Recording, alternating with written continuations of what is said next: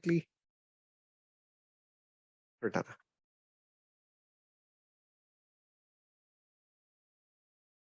So I'll present a case. It's not a newborn, it's a 3 months boy, but I thought this was interesting to see the images. He was in the pediatric with an RSV positive. He was in non-invasive ventilation on CPAP with oxygen. And on day 8, they called me to do echo, a TN echo, because he was worse and with tachycardic. And they heard a murmur in the heart. So I went to do the cardiac ultrasound and couldn't resist to do also a lung ultrasound. Because he was worse from the respiratory distress with fever and a high CRP that in our units is above 10, and he had 70. Okay, so let's see the scans. Okay, this is the right lung. And I think we have 3 intercostal spaces. We have the bed sign, and the pleural line seems regular. A few comet tails, and the A lines predominant in all the right lung. So I didn't saw anything that could explain the worsening of the breathing of the baby in these scans. Beautiful. Yep, I would agree. I would agree with that. Yep. And in the left lung, the same. The lung was sliding with a profile and some comet tails and 1 or 2 B lines, like here. It will appear here, 1 B line, but nothing that worries. It's in a normal lung. And then I turned the baby, so I did the posterior scans after that. I didn't wait, but I think we can see in the posterior scans that there were not normal lung. In that time, it was before the course started. It was in the end of December. I didn't realize, but I think this is a pleural effusion. Absolutely. You've got an effusion there, but quad sign. In that time, in that time, I just thought it was an hypoechoic area of consolidation with some bronchograms here and thread sign. But I was a bit confused here. I think these are air bronchograms. I would agree. Yep, they're air bronchograms. Your pleura naturally is a little bit difficult to see the kind of subpleural consolidations because you've got a pleural effusion with lung atelectasis, but you've definitely got static air bronchograms there. A B line in the middle on that right-sided slide, coming down, and what looks like a kind of a compact B-line pattern. So, yep, very nice. Yep. Yes, and I have I was so excited I didn't label it as right and left, but it was on both sides. And here we can see more. And I think here we can see the bronchogram. Yep, nice I think that's a dynamic actually. Yes, it's a dynamic air bronchogram. I thought that I didn't do Doppler because on that time I didn't remember to do it. It was before our sessions. I'm sad I didn't that, but now it's too late. No, don't worry. I think there's a lot of information that we're getting at this particular point, and yep. I'm just. What's the weight on your baby? 500 kilograms. Yeah, 5.8. So, I mean, I think your early images, my only comment would be the depth probably needs to be up. I mean, I'm sure this is one of your early scans, but yeah, you can clearly see again, especially in that right-sided image, what is a dynamic air bronchogram in the middle. with, will almost certainly be consolidation. So, yep, very nice.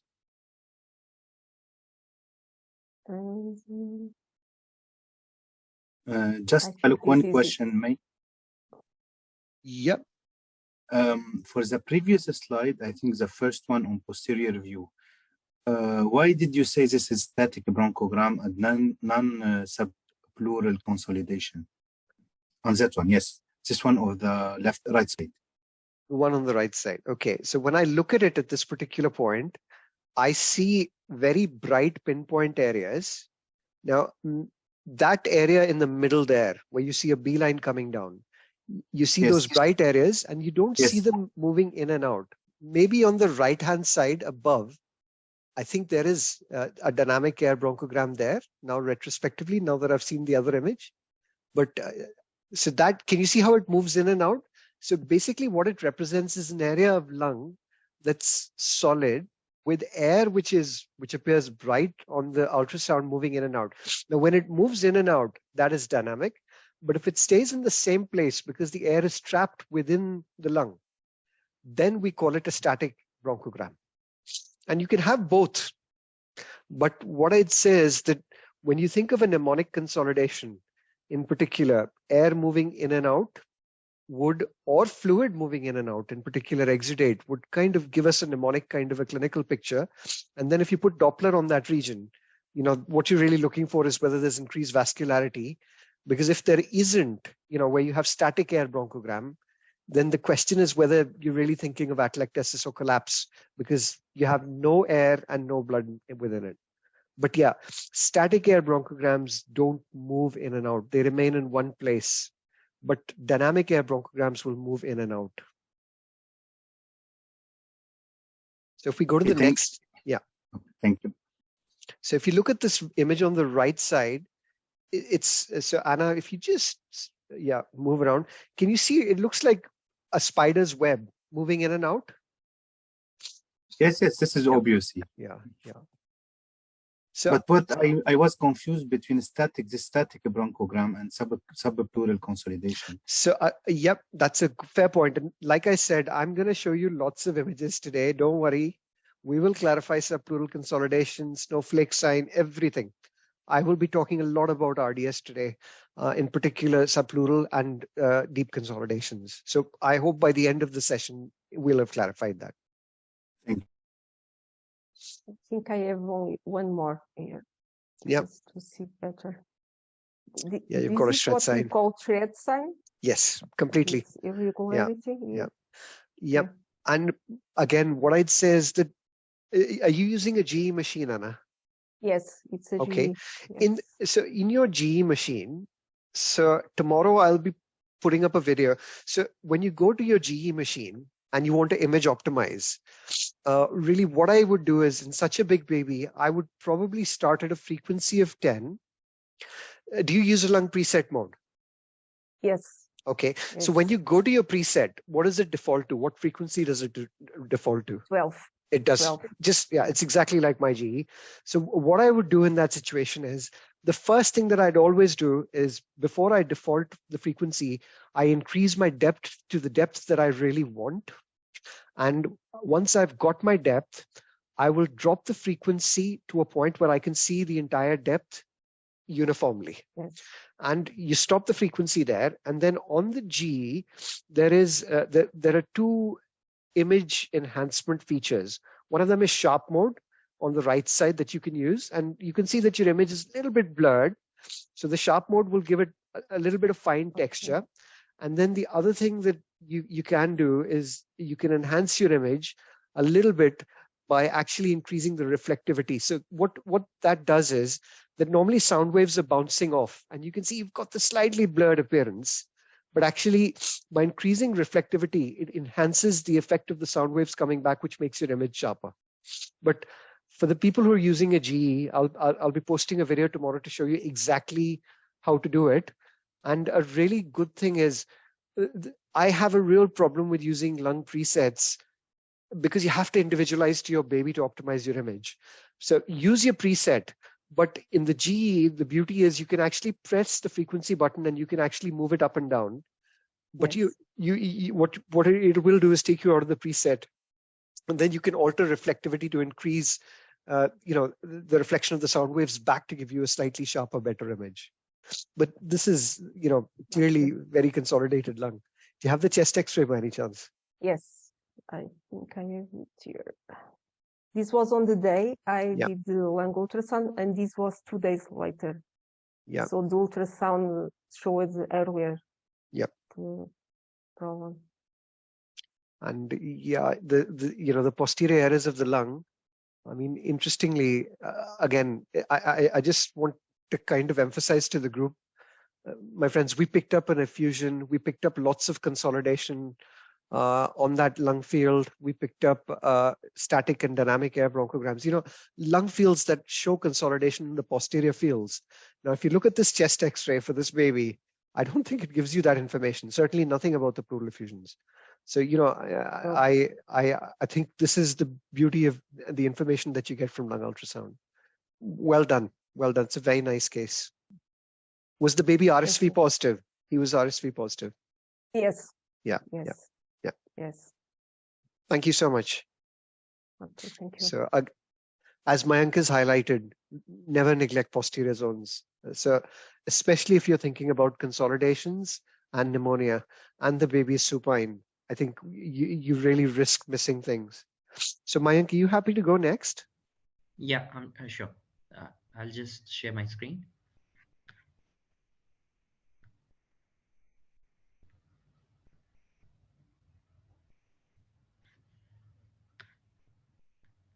Are my slides visible? They are visible. You can go to slideshow mode. Thank you. God bless you. So this case was an antenatally diagnosed hydrops due to cardiac arrhythmia. The fetus had supraventricular tachycardia, but the fetal heart rate was controlled on digoxin. The baby was born at 36 weeks with a birth weight of 2.6 kg through elective LSCS in view of non-immune hydrops. The baby required extensive resuscitation, had to be ventilated with high pressures, also underwent bilateral pleural tap for poor chest rise, and we could aspirate around 35 ml of the strokeal fluid. The baby was intubated since birth, and the baby was on very high ventilator settings. The settings were assist control mode of ventilation with a pressure set at 22/6 centimeters of water and 80% FiO2. The spontaneous rate, the baby was a little bit tachypnic, going up to 70 per minute, and there was visible skin edema, and there was a poor chest rise. So I did this lung ultrasound at 2 hours of life with a linear probe at 9.5 megahertz, and I set the depth as at 5 centimeters. I was mainly looking at lung profile, residual pleural effusion, and any need for suspectant. So I have obtained the right lateral and left lateral images almost at a posterior axillary line, and I'll tell you why. So this is on the right side of the lung. So this was quite surprising for me. All of the reasons had A prime profile. So I cannot see any sliding whatsoever. This is a complete A profile. So I would say is A prime profile in R1, R2, R3, and R4. So Mayank, Mike, sorry to interrupt. I apologize. This is post-tap or pre-tap? This is post-tap. So the baby is now inside NICU at 2 hours of age. Yeah. And I was actually, the baby was on very high settings. So I wanted to look if there's any RDS like picture or any residual pleural effusion. But I found this. G. Okay. So this was A prime profile in all the reasons, and I took basically there was no difference in any area when I took the images even at lateral, the normal R3 and R4. So I moved even a little bit more towards the posterior axillary line, and these reasons were obtained almost at posterior axillary line. So now when I went to the left side, again in L1 and L2, there's A prime profile. And in L3 and L4, again, these were obtained at the posterior axillary line. So finally, I could see lung sliding and a lung point in L3, and in L4, I could appreciate pleura, which was irregular and but sliding well. And the areas which were seen were B profile, and but there were also A lines present intermittently. So I could find a lung point on L3 and B profile on L4. I complemented these regions with a transverse scan in L3 region, and I could appreciate a lung profile Very nice. more beautifully. So I can see again a lung point. So this is L3 lateral region. I am transverse. So so I could appreciate a good lung point, and they were from other reasons. I could see just a barcode sign everywhere in R1, R2, R3, complete right reasons, and in L1 and L2. So so so my interpretation based on these findings were bilateral large pneumothoraces, while and I was thinking it would be more on the right side than the left, because I could not find a lung point on the right side. So this is the lung X-ray, chest X-ray, and there's bilateral pneumothoraces, and but it is quite difficult to comment which side is larger. So my final diagnosis was, and this X-ray was obtained just 15 minutes after the lung ultrasound was done. So we had picked up pneumothorax actually prior to the X-ray, and we even in fact did the trans-elimination test, but it was not positive. I'm not sure why, but it was not positive even on maybe it was because of the ambient light probably, but this was the trans-elimination was negative. But we made this diagnosis on the ultrasound and confirmed it on X-ray, and went ahead for intercostal drainage. So after intercostal drainage, we could appreciate. I have taken only for reference for on the right side, and now I can appreciate this. So sliding is still less, but now I'm reassured that there are comet tails, and I'm sure that I'm looking at the lungs, which are quite aerated well, even on the R2 and R1, both the reasons. And this was the X-ray which was obtained after post intercostal drainage, and we can see this this resolution of bilateral pneumothoraces. However, I can see a small rim of air, which is suggesting pneumomediastinum, but as such, the pneumothorax has resolved. So this was the case. Yeah, it's beautiful. I have no critique to give. Let's go back to your images. Beautiful images. So let's go back to your first slide. So again, what I'd say, I'm just curious. I mean, clinically, correlation quite important. So the baby came. Did you tap in delivery suite, or did you tap on the unit?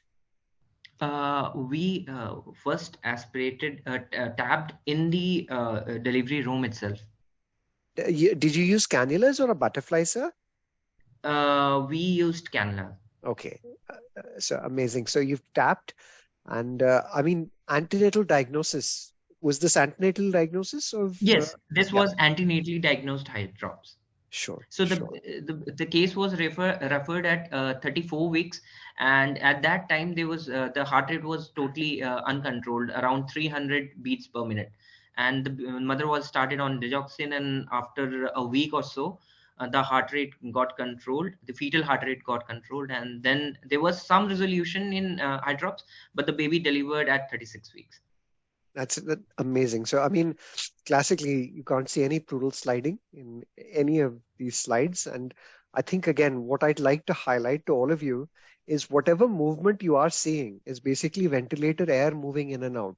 Mm-hmm. And you must, from your perspective, not get confused between that and pleural sliding.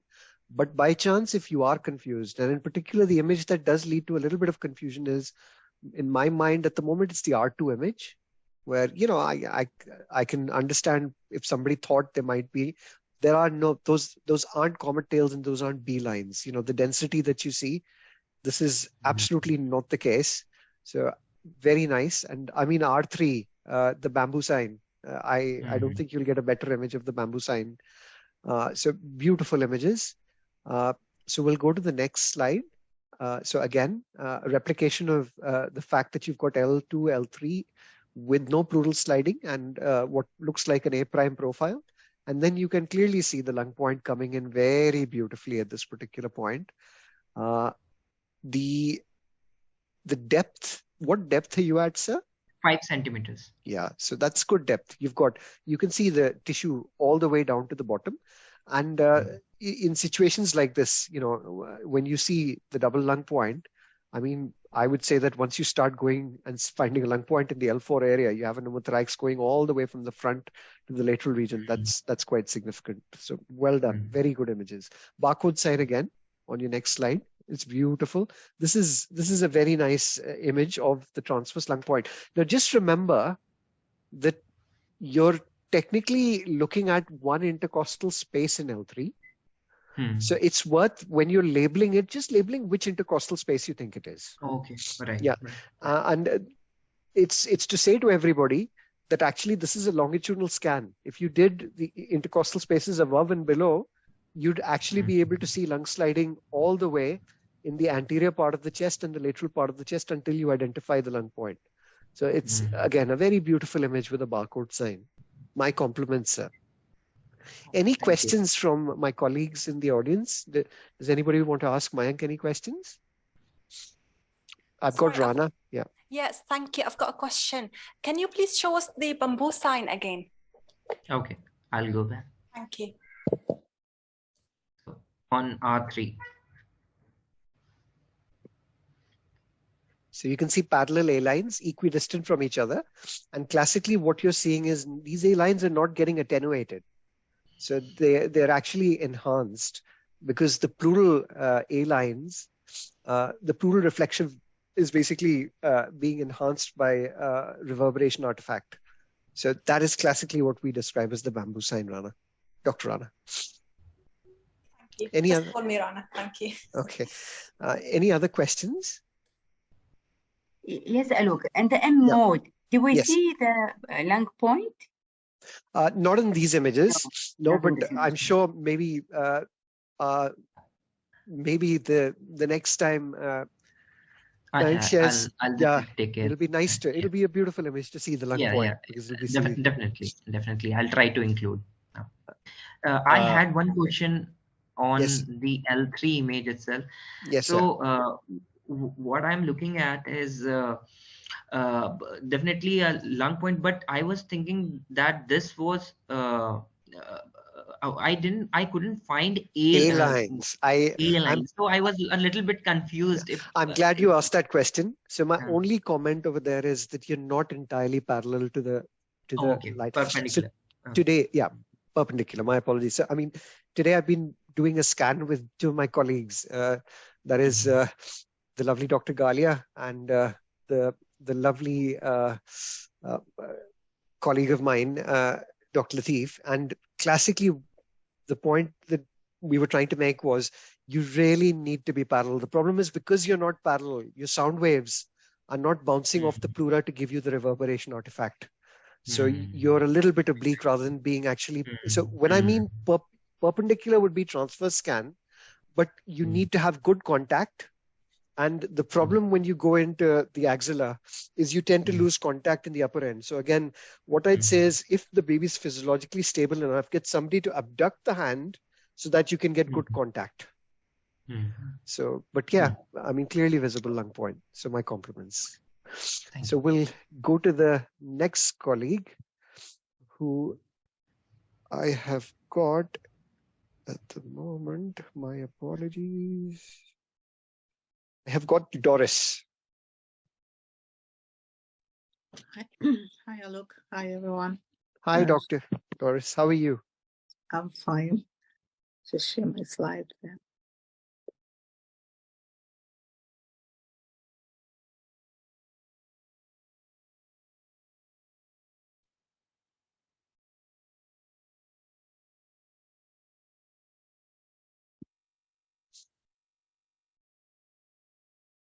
Very nice cases today, everybody. Very nice cases.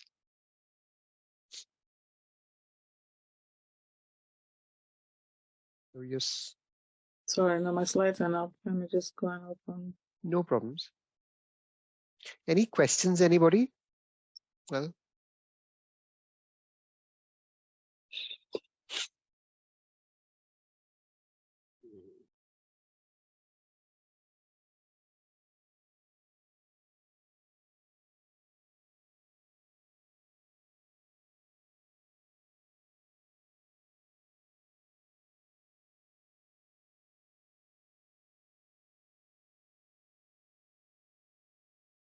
well done. That's visible.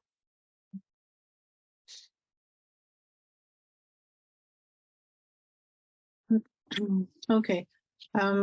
This was an interesting case over the weekend I saw.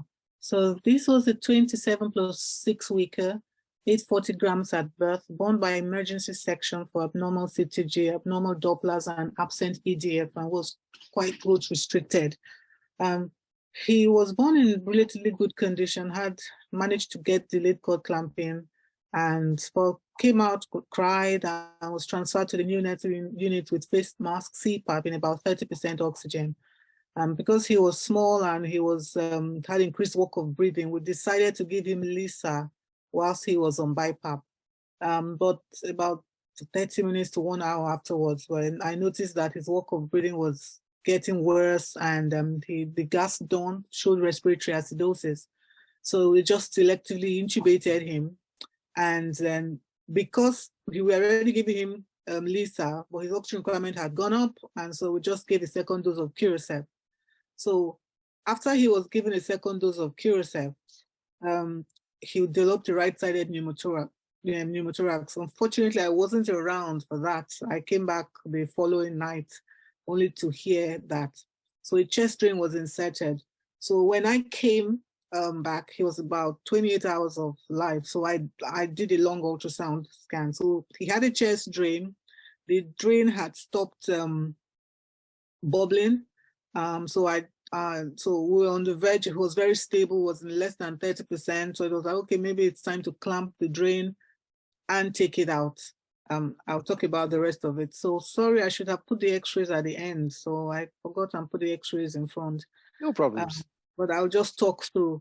So the first x-ray, so he had Lisa while he was on BiPAP. And then when he was reintubated, this was the x-ray when he was reintubated. So it appeared that all the first Curacef went all the way to one lung, because the left lung, as you can see, lots of air bronchograms and did not appear well aerated. They pulled back the UVC after this.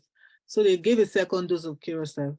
And within a few hours shortly afterwards, he started desaturating, FiO2 went up, then they transilluminated, and they were quite convinced that there was a pneumothorax, and they did a chest x-ray. As you can see, he had a large right-sided pneumothorax. It wasn't under tension. He was said to be quite stable, and his FiO2 hadn't gone up remarkably. So they put a chest drain, and after this was the x-ray after the chest drain. So which showed that it really helped, and he just had a small rim of them still present. So it was, I did the ultrasound when he was about 28 hours of life, which was most likely more than 12 hours after he had the chest drain inserted.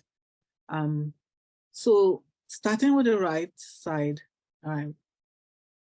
so it was actually, it was quite a difficult scan because he had a dressing over most part of the right side. So I was trying my best not to in any way upset him, and with the chest drain sticking out. So I had to keep moving my probe around the bell using a hockey stick. I increased the frequency to 9, and the gain was about 4. And so looking at this x-ray, as you can see, the aspect there quite a bit of dropout because of the dressing and the line, but I had to just keep moving my probe around. And the drain wasn't bubbling anymore. So it was difficult to see the outline of the pleural line, but I can identify 3 ribs. But the pleural line, from what I could see in this view, I couldn't really appreciate it, but I got all this, well, I thought there were more subpleural consolidations. I could appreciate that the pleural, yes, was sliding on this aspect, and I could see mainly B lines. I couldn't really appreciate a lot and much of A lines. So I moved my probe for that. I just moved it from left to right, longitudinally. And when I moved it a bit, I could see the pleural better, but I could still appreciate this area of subpleural consolidation. Yep. The pleural was sliding up to here with lots of B lines, but I couldn't really see much of sliding after that. And I thought this was more of A line. So I kept trying to move and manipulate my probe a bit to see why that area was dark and why I couldn't appreciate much of pleural sliding. I was so sure that the pneumothorax had resolved because it wasn't bubbling and there was no air coming out anymore. It wasn't blood. I couldn't see any bubbles in the drain, and he was in less than 30% oxygen. But I was a bit curious, why is that side not sliding? Whether I thought it was more of the dressing. So I carried on, and I went to the lower area, the R2 area, the lower part of the right lung zone, and I could appreciate that the pleural on that side was looking so irregular and broken, and I would say this is more of subpleural consolidation also, but we can see the outline of the pleura on the right hand side. I could appreciate that there was some pleural sliding, but this area didn't seem to be moving as well. And I could see A lines. Yes, I could see A lines there. So I tried to go to R3, this was where the drain was sticking out, right? I could appreciate the pleural. There was pleural sliding, but up to here, I couldn't really appreciate much of pleural sliding. Now I couldn't really get an M mode at this point. So then I tried to move the baby a bit to try to get the posterior area, but I could only place my probe on the posterior axillary line and to get this view. So the pleural seemed more regular and less thick on this view. We still see this area where it looked a little bit irregular and broken. There is pleural sliding, but after a while, I lost pleural sliding and contact, mainly because of the dressing and the chest drain. Now, on the left side, where the lung was not well aerated at all, it seemed to appear that all the curoseph went into the right side. You can appreciate also that how it looks. The pleura, you can see it's very irregular and it's certainly not smooth. So all these areas of subpleural consolidation, I could appreciate compact B lines. I couldn't see any A lines, and the pleura was sliding. So because I was thinking about subpleural consolidation, whether this was more of consolidation, I tried to do Dopplers, but let's see if it will play. But this is what I was getting. So I don't know whether this is artifact or this is real. To say that this. My only comment would be, I don't know what scale you're using, and really what you'd have to do is, because if your scale is very high, you will get speckling, which I think you're getting speckling here as opposed to there really being a vessel. But when we do consolidation, collapse, and pneumonia in the next presentation, I'll kind of go through scales and how you adjust it. So my gut feeling is you're just getting speckling because you've got quite a high scale at this point. But yeah, beautiful subpleural consolidations. But I'll let you carry on, please. Yeah. Okay. So as we can see on the left side, they had very compact B lines, lots of subpleural consolidation. I did not do the L2 view because I kept getting the view, so I just went to do L3. And it's as we can see, the subpleural consolidations are persistent. The pleura is so irregular that it's difficult to see a proper outline of a pleura. You can appreciate lots of B lines. This area, I wasn't certain whether these are consolidations or air bronchograms. So I think they're air bronchograms below. Yeah, and I'd say they're probably static. they're there. They're not kind of moving in and out. They're just disappearing and appearing with inspiration and expiration. So I would say that's a static air bronchogram. Which machine are you using? I'm using a GE, and I use the hockey stick. Sure. So again, with the next session, what I'll do is I will be posting how you can optimize the image, but you're just a little bit blurred at the superficial part of the margin. You can make those images a little bit more crisp by using the sharp mode. Just on L3, so you're looking at the top of the image. Yeah, beautiful. So there is a deep consolidation there, which again, it could be consolidation collapse, atelectasis, or it could just be a consolidation. But again, you can see if you had a little bit more gain, what you'd see is static air bronchograms within it that look bright. So they wouldn't be subpleural consolidations. So that there's just a deep consolidation there. And again, it just highlights the importance of, having adequate depth to pick up. But yeah, beautiful images. Just with the L3, this is that the grades and severities of subpleural consolidation now, which have been classified by Jing Liu. And I mean, that would basically be grade 4. And what he classically describes as a very severe snowflake sign. But I'll talk about that in my talk today. Beautiful image, very nice. Do you have any others to show? Yes, I did quite a bit for this baby. Yeah, so these are more of the L3 images. I would skip them because we've already talked about them in detail. Okay, so after 28 hours, he started desaturating, and we picked up that he had pulmonary hemorrhage.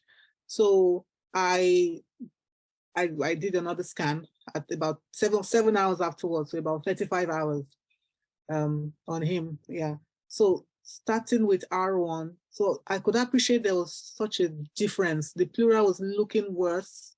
As you can see, it's fractal sign. Yeah. Yeah. So what sign did you call it?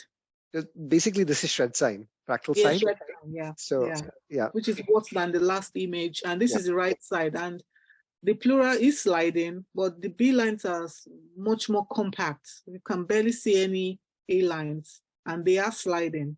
Yep. And R2, just the same. You can, the shred sign is so evident. Compact B lines. But this area didn't seem to be moving as much, and I don't know whether I would say that these are A lines. I couldn't get it wider to say that these are A lines. Now, after the X-ray, after the first ultrasound I did, the drain started bubbling. So I clamped it initially, but he said desaturating. So when I opened it, it started bubbling again. Yep. So then I did this at 35 hours afterwards to see, okay, I mean, what was going on. But in retrospect, I think the first scan I did, the area that the pleural wasn't sliding, that the pneumothorax was still present. I couldn't get an end mode because every time I tried saving, it wasn't picking up. But I got with later scans, I will show you the end modes that I got. No problems. So just in R2 for everybody, I think Sharif was asking me a question, or was it? So you can see dynamic bronchograms. Can you see in R2 at the top? So can you see air moving in and out? So it's like a little bit like a snake moving in and out. So those are dynamic air bronchograms at that top end. So yeah, and I mean, you've got a very severe fractal sign, and I think that on the right side of that image, you still have some air. I'm not sure the pleural is sliding, and my gut feeling is with a little bit of better resolution, those would be parallel A lines. But yeah, an M mode would definitely help in this situation. So very nice images, not so nice for the baby. Yeah. And so I was actually trying to look for the long point at this point to see, to try to pick it up. So because the pneumothorax, I knew it was on the right and it seemed to be in the lower areas. I was trying to get the long point clearly. So here you can see the B lines, the pleural sliding. And beyond that, I could see A lines. And I think that is the lung point. Yes, this pleural is not sliding at this point. Yeah. Very nice. Beautiful. Yeah. I managed to get the R3 view. Also, you can appreciate the pleural, but you still can see how irregular it is with pleural, so pleural consolidations, sliding, and mainly B lines. I don't know what this is, whether this is an artifact. It's maybe the dressing or the chest drain, because the chest drain was just around that area. It doesn't seem to be moving at all, so it must be artifact. That's correct. Okay. Yeah. All right. So he had developed pulmonary hemorrhage. This is at this point anyway. So this scan was after that. So I did the left side to see if there was any difference. It was difficult trying to keep my probe as perpendicular as possible. So I don't know if that's why this view of L1 is like this. It might be to avoid the heart and also try to keep my probe. So what's your baby's weight? This baby was 840 grams. 840. My gut feeling is, so the problem that you're facing is because you're using a depth of 5, which I think, from my perspective would probably be quite deep.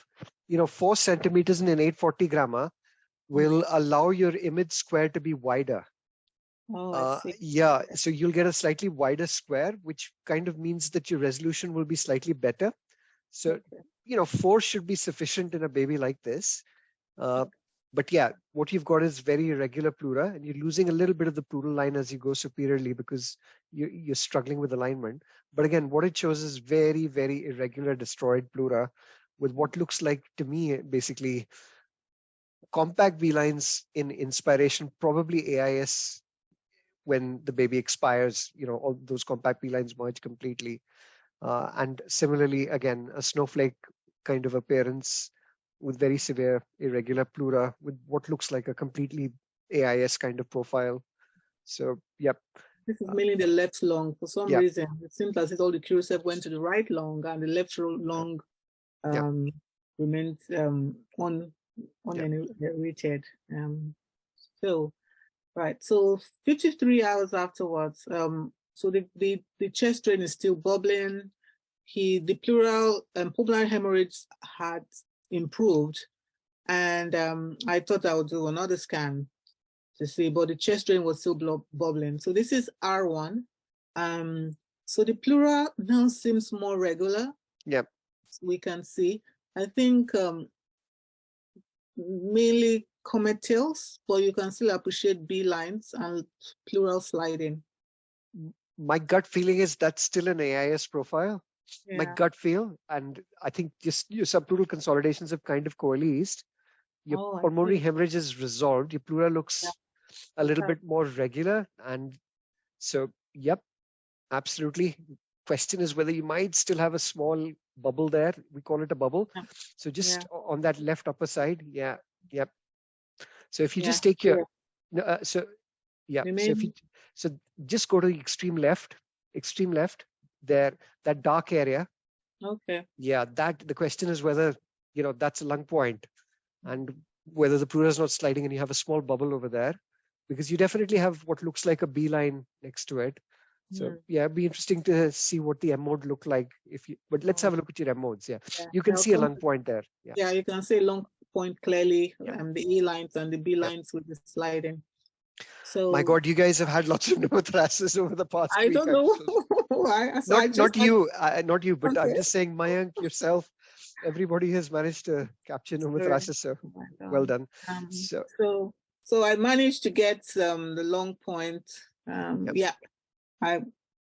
managed to get the M mode because I was really trying to position the cursor and get to see what the M mode looked like. So I think this are the areas where it looks like a seashore. Seashore, yep, completely. And then you're evolving to a barcode as you gradually go on. Yep. It didn't seem as like the barcode signs that you were showing us, but so it's because your gain settings are on the lower side. I think if your gain was on the higher side, you'd see a much better barcode sign. And the only comment is, again, because you're 5 centimeters and you're probably using a high frequency with a very small baby, you're not getting the deeper regions. So because you're not getting the deeper regions, the deeper part of the barcode completely disappears. My advice would be, you'd be okay at 4 in this, which would give you a wider footprint to be able to see. And actually just your gain settings need to go up, which would give you a brighter barcode. But I can make out very clearly, very easily, and I'm sure the other scan as well, a lung point with what looks like a barcode sign. Okay. Well done. That's it. I think I had, by this time, upset the baby too much, so I didn't do the left side. Oh, good. Well done. Well done. So we've got time for one more, and I apologize because we're 47 minutes in. I'm going to get, so there's a toss-up between Suman and Atnafu. So who wants to kind of be the sacrificial lamb and say they'll present first the next time around?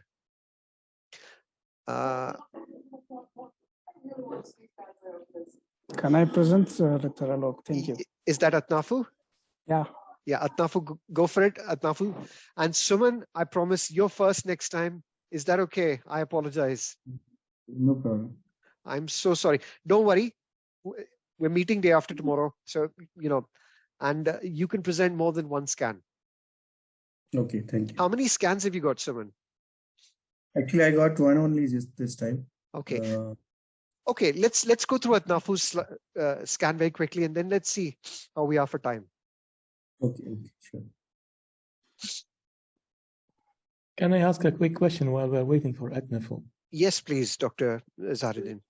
It's really just to pick the brain of everyone is about the correlation in the context of lung ultrasound, the bubbling of the chest drain. To be honest, for me, the bubbling plays less relevant role as I go along while the chest drain is in, especially if the drain is under a low-grade suction or the baby is ventilated. So I don't personally put a huge weight on the correlation between the presence of the pneumothorax continuing to be present and the continuous bubbling. So I'm just wondering what everyone think about about this.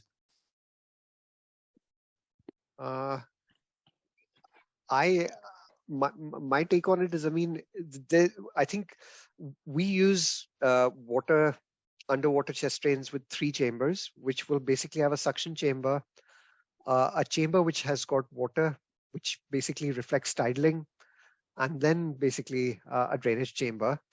And really what I'd say is that what you must not get confused on is the suction causing bubbling in the water-filled chamber, which versus the other chamber where you'll have proper bubbling with air coming through. And if you have a kind of a vigorous kind of a movement of the latter column, then you have a decent sized pneumothorax. But yeah, I'm happy to be corrected by others. Yep. I agree with you, Alok. For instance, in this case, we did not apply on suction to the drain, so all the bubbling was in the underwater chamber. Yep. And the only way you got, without long ultrasound and even repeated chest X-rays, the only way you can see if there's still an air column or there's residual air leak is that you will still see that, the air moving, and it will either be seen in either the drain fluttering or air coming out into the underwater cell. Yeah. Interestingly, in this case, I didn't see that, and I was quite confident that the pneumothorax had resolved. But that was not the case because I did a long ultrasound, the first long ultrasound, and it was like, it doesn't see, the pleura didn't seem to be moving. And then I clamped the drain, and immediately I did that, the baby started desaturating. And then I opened the drain again, and I could see the air column begin to move again. No, but if the pleura is not moving, it means that you probably do have a pneumothorax? Yeah, that's what it meant. Okay. I was just not confident. Maybe I wasn't confident with my findings. Like, I was like, I wasn't confident. So I think I should have. That's okay. What I can do is I can circulate a video that we've made on basically the interpretation of chest drains tidling. So by all means, Dr. Atnafu, crack on. Okay, good afternoon, good evening, everybody. Thank you, Dr. Alok, for everything. Just I will present one case. So, Case Dr. is, Nafu, can you introduce yourself? Because you're very special. Yeah. I'm from Ethiopia, Addis Ababa. I'm working in a tertiary hospital here in Addis Ababa. I'm a pediatric cardiologist by profession, but I'm frequently being invited for doing echocardiography in the neonatal ICU, and because of that, I see babies with lung pathologies and cardiac pathology, and that's why I'm interested to just get training of lung ultrasound so that I can help our neonatologists in managing lung pathologies. It's very kind. Please carry on. And really, just I learned a lot, even though my field is cardiology. I learned a lot in the past few weeks. Thank you, really, Dr. Alok. Not at all. God bless you. Carry on, please. Yeah. Okay. So the case was I was asked to do echocardiography actually. Baby was 39 weeks. Delivery was at 39 weeks with spontaneous vaginal delivery. And birth weight was 3.25 kg, and baby developed respiratory distress right after delivery. And postnatal age was 72 hours actually by the time when I do this lung ultrasound.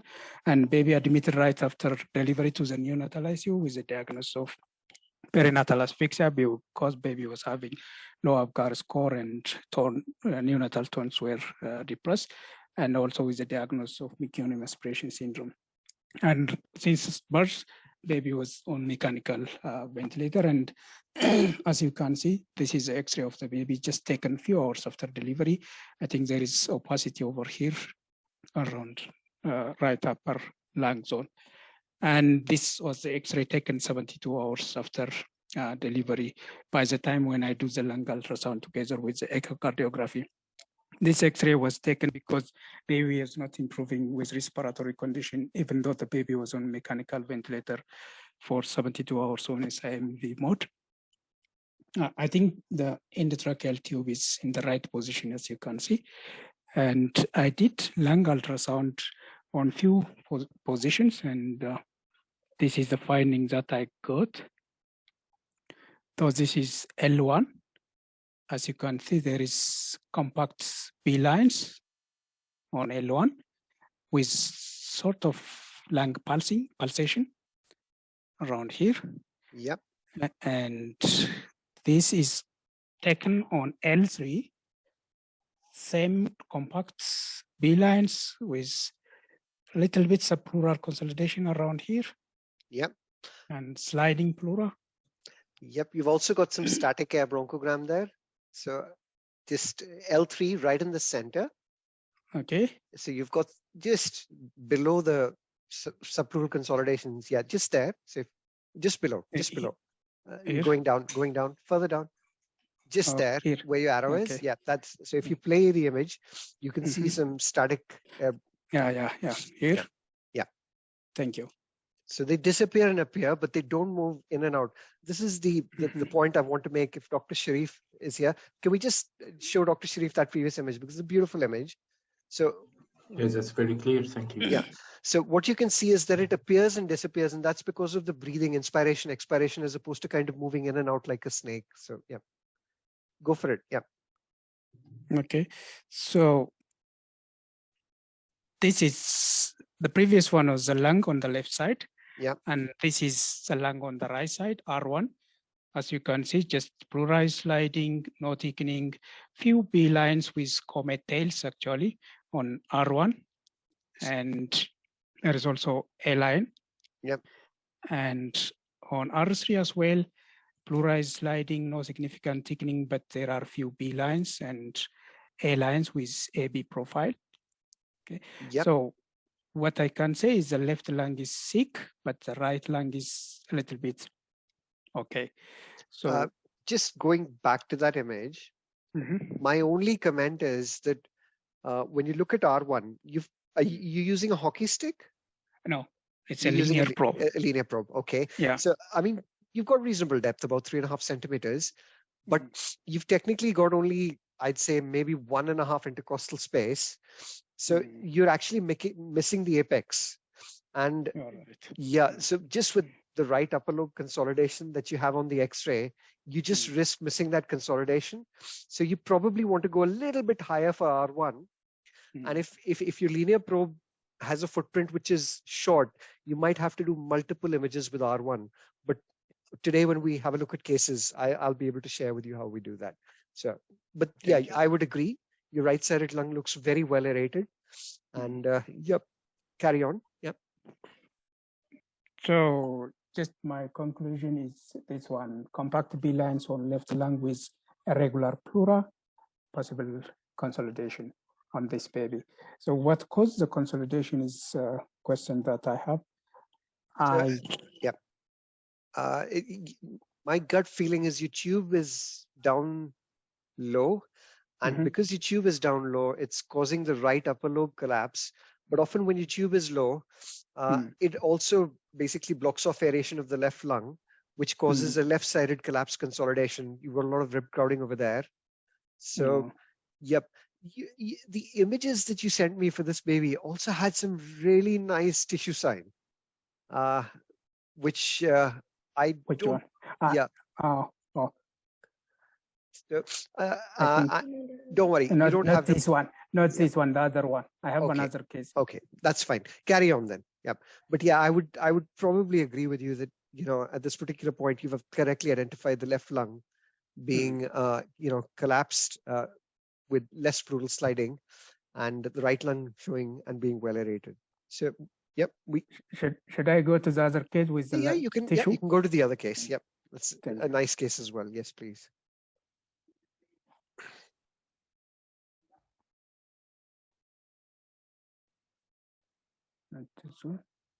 So you just go to slideshow mode. Yeah, my apologies. This case. Yeah, sorry about that. It's okay. So this is another case actually. Yeah, I'm right. This is another case. 29 weeks. A baby, preterm baby delivered at 29 weeks. Delivery was happened because of maternal preeclampsia, severe preeclampsia. Birth weight was 885 grams, and postnatal age by the time when I did the ultrasound scan was 36 days. She was in the kangaroo mother care, but she developed acute onset of respiratory distress while she was on kangaroo care on 36 postnatal age, 36 days. Then baby put on mechanical ventilator because of severe distress, and she was on ventilator for 2 days. I did the lung ultrasound on 36th day. This was the X-rays by the few hours after, 24 hours after delivery. As you can see, there is opacity over here, and she was managed for highly membrane disease because of this X-ray. She improved and transferred to the kangaroo mother care unit. And this is another X-ray taken at 36 days of postnatal age. As you can see, the left lung is completely opaque. Yep. And the right lung actually opacity over the middle zone. Yep. And I did the lung ultrasound on 36 postnatal age. Yep. This is L1. Yep. So I can't see pleural line. Absolutely. I can't see the lung at all. And what I see is the ribs, and below the ribs is just a liver size, liver-like structure, completely Beautiful. hepatized lung. Completely hepatized lung. I would completely agree. And few areas of trapped, what I think is air bronchogram. So in L1. This one? Yep. Absolutely. So it's completely hepatized. It looks like liver. I wouldn't be able to get a better tissue sign myself. Well done, sir. And this is on L2, just a little bit below that. I try to avoid the heart, but still I see the cardiac or the heart, the lung pulsation. These are vascular structures. And I applied the Doppler color, and this is what I got. What's your baby's CRP, sir? She didn't have the CRP by the time when I did the ultrasound. Yep. So venous and arterial pulsations. Yep. I'm assuming that these are the pulmonary arteries and the pulmonary veins over the hilar region. Yep. And this is also over the L3. the same. Over the L4 also is the same, but I didn't just shown here. So they're beautiful images. I'm going to put it to the group, guys. What do we think? Collapse, consolidation, or pneumonia? On that left side. So I'm very curious to see what everybody thinks, guys. Everybody has to have an opinion today. It's a beautiful image. With the Doppler, I think it looks like a pneumonia with lots of vascularity. I can see the acoustic shadowing in between the B bands, which are appearing more beautiful when the Doppler is on. And I think just based on the fact that the Doppler is so vascular, I would go for consolidation. Yep. But the onset is so acute, according to the history.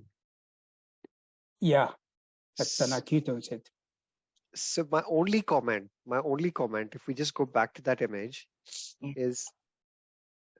Oh, I lost. Don't worry.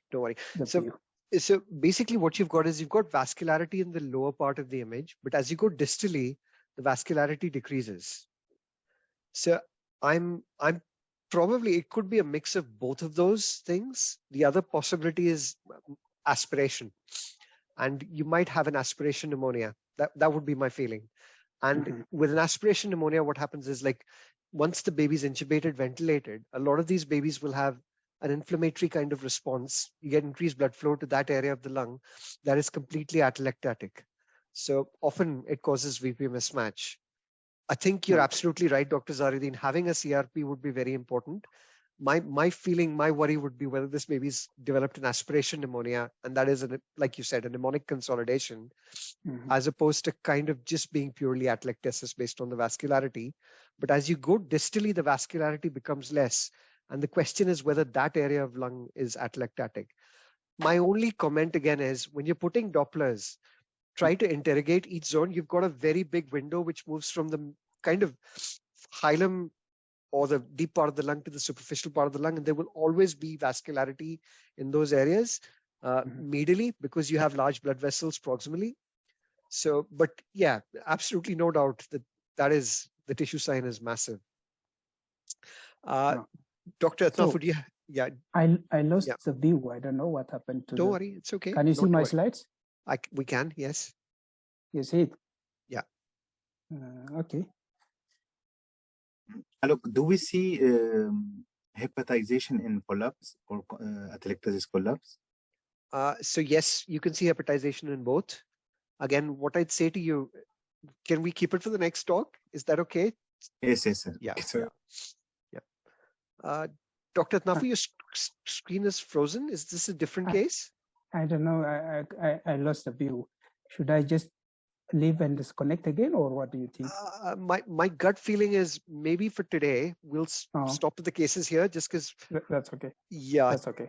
That's really kind of what we can do is, Mayank has presented, as has Anna, and we really need to get Suman and yourself to present. So maybe if you guys go first the next time around, is that okay?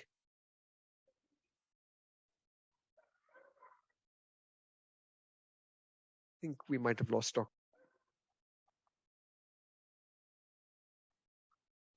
Hello, Dr. Alok. Yeah. So are you happy to stop share? Yeah, I'm happy, really. I'm happy. Thank you. Okay. So what we're going to do now is I am going to share my screen. Once you stop sharing. So I have to leave. I couldn't stop, but I have to leave and join again. Okay.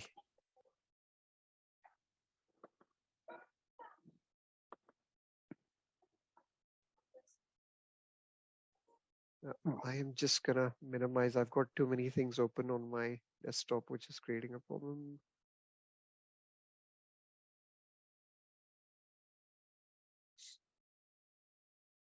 So guys, we're back to workshop mode. And I am sharing my screen now.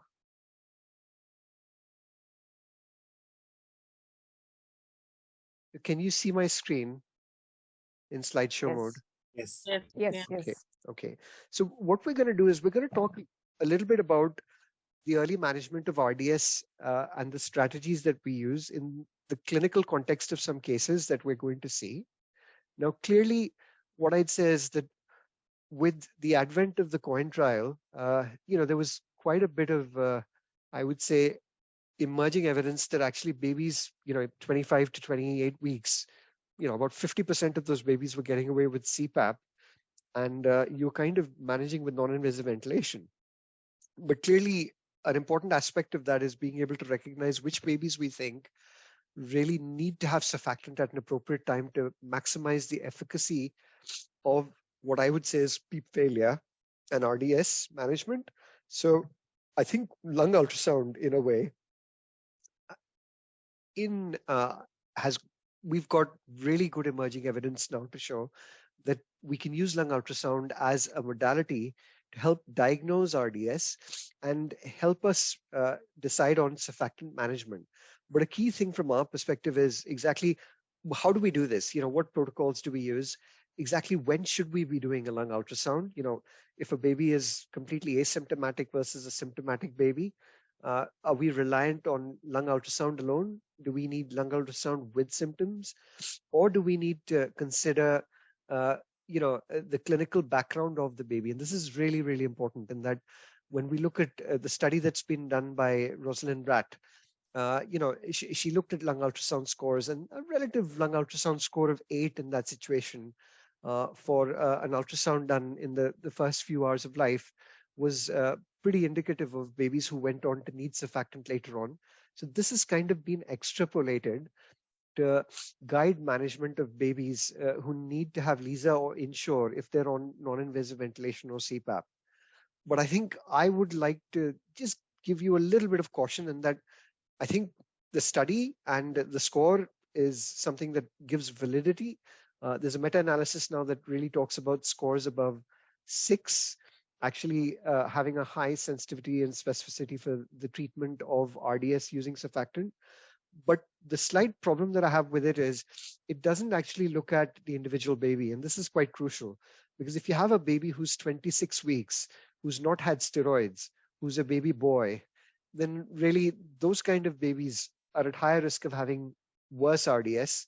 And, the question that we really need to think of is, would you use a lower lung ultrasound score to treat that baby versus a baby, say, for example, who's a girl, who maybe, say, is the same gestation, who has had steroids, and who might get treated unnecessarily with surfactant, which is quite expensive in very low-cost settings. And I'm not sure that we've really had a study to define that, nor have we had any high-quality studies. We've had one Spanish study, which basically compares lung ultrasound with FiO2, because traditional European guidelines talk about the use of FiO2 as a cutoff for intervention. But what I'm going to do now is, having given you that flavor, is just give you a few cases to have a look at. So we've got a baby who is 26 weeks of gestation. This is a baby girl. She's had antenatal steroids. The mother went into spontaneous onset of preterm labor. There was no PROM. The mother does not have GBS. Delivery actually they attempted to try and delay delivery with the Dosiban, but were unsuccessful. And this baby ended up delivering at 26 plus 1 weeks of gestation. Actually, with all of the treatment, including having had the steroids, she did well. And she was managed on CPAP and delivery suite after delayed cord clamping. At 2 hours of age, she's currently being managed with a PEEP of about 7. Her FiO2 at this particular point is 30%. And these are the lung ultrasound findings. So this is the left lung. So let's have a look at who we might be able to get. So let's get Dr. Figueredo. Are you able to hear us? Yes, I am. Do you hear me? Yeah. Would you like to comment on these L1, L2 images? Yeah, I think we have lung sliding is okay. And in L1, in the left image, we can see some subpleural consolidations. And this is a clearly B profile in both images. And so, yeah, if this is the image is in the whole lung, I would say this is a white lung. Okay, and beautiful. so Yep. we could. So we've got some more images to show you. So let's show you some more images. But yeah. we're looking at the L1 region. And the reason I'm showing you 2 images at this particular point, I'm coming back to the fact that really what you do need to do is get the upper lobe of every lung. And I am using a hockey stick at this particular point, which, as you can see, doesn't give me a very big footprint.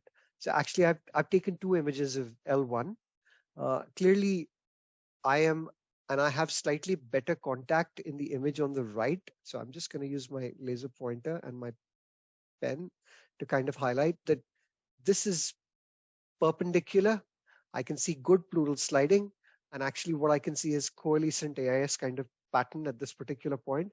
But in L1, I have difficulty with contact because I'm sliding into the infraclavicular area, but I can see good subpleural consolidations there.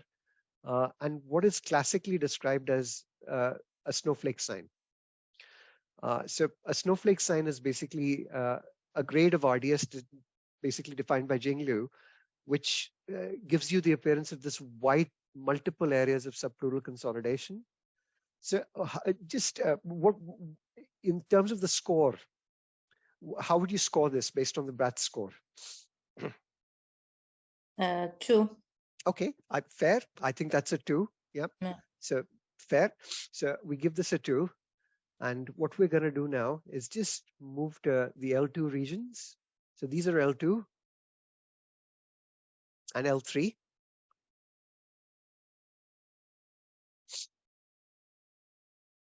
Would you like to comment, Dr. Figueroa? Yeah, and I think we have the same things here because we have pleural sliding. Yeah. We have the subpleural consolidations. Yeah, and the how did you call it? Snowflake. So L3 gives you a classical snowflake sign. So this is called this. Yeah, this is a terminology again that, and I'll share the article with you today. That's been coined by Dr. Liu. So for us, defining the severity of RDS is quite important in that we have grades of RDS that we have defined on chest X-ray. And he has actually done work to define grades of RDS based on a study that he's done on preterm babies with RDS.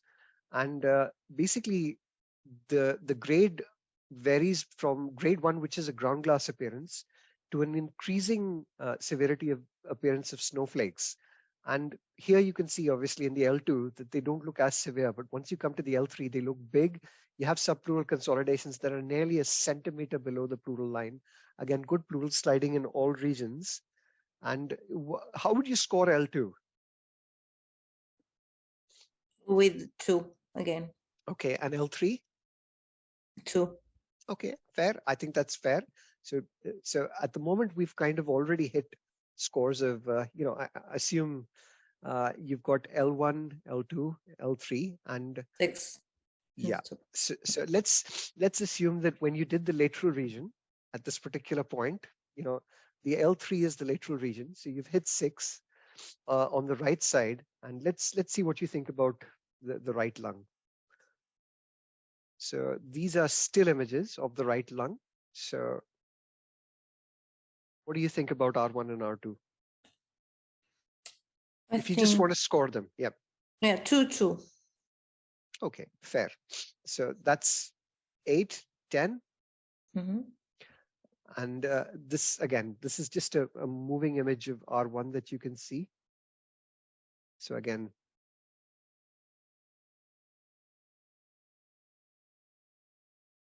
so I'd probably agree. There's a little bit of variation there that you can see in R3. So what about R3? Yeah, R3, I can see some highlines. So I could score it like a 1, I think. Okay. So your total score at this particular point is 11.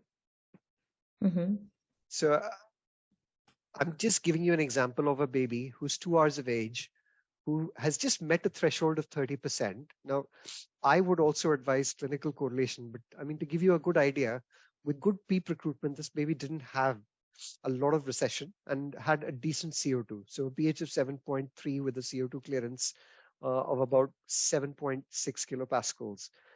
So, it's kind of one of those babies who at this particular age, somebody could argue you might want to give a little bit more time. You've already hit a decent PEEP. Some of our Canadian colleagues like to use higher PEEPs. I think I get nervous of using PEEPs higher than 7, in these babies at this particular age. But we went on and gave this baby surfactant using Lisa, and clearly had a good response. Now, my question to you at this particular point is, there are debates. You want to Lisa this baby, or do you want to insure this baby, or do you want to intubate this baby? And I'm keen to have that discussion with all of you based on lung ultrasound findings of this case. This baby had some antenatal corticoids. Yep. Yeah, probably I would try Lisa. Okay. Anybody disagree? Please feel free. So I'm really keen to have all views. Definitely Lisa. Okay. So we've got Dr. Leila's kind opinion. Anybody else? I would. I don't know how the baby is clinically. How was the work of breathing outlook and? So I'd say baby's basically stable, not crashing and burning. There is, mild to moderate recession. The baby's not grunting significantly. Okay. So Mayank is Lisa. I guess I will go with Lisa also. Okay. Why am I asking this question? And why is there an emphasis? Anybody have thoughts on that? Weight of the baby at gestation age, that's what worries you? Fair point. I think, yeah, somebody's got an opinion. Yes, please come in. Yes. Hi, it's Jean here. I read an article that with a very high BRAT score, you're likely to need 2 doses of surfactant. Beautiful. Okay, that's beautiful. So can I just say that high quality evidence that the severity of the BRAT score correlates with severity of RDS is lacking? I'd say that the kind of concept that you can use the BRAT score for redosing, and I really want to talk about that over here, again, is lacking. I'd also say that one of the problems that you have with the BRAT score that other authors have brought up is the fact that you can have quite severe posterior disease. And in situations like that, you're not really quantifying that in the severity of this condition. So, not for this case, but you might have a situation where you have a baby who's supine, where the actual posterior regions are quite severely affected, but you've got well aerated anterior regions, and you decide that based on the BRAT score, you haven't met criteria. So there's some fallacies here. And what I would emphasize at this particular point is that you need to contextualize the individual baby.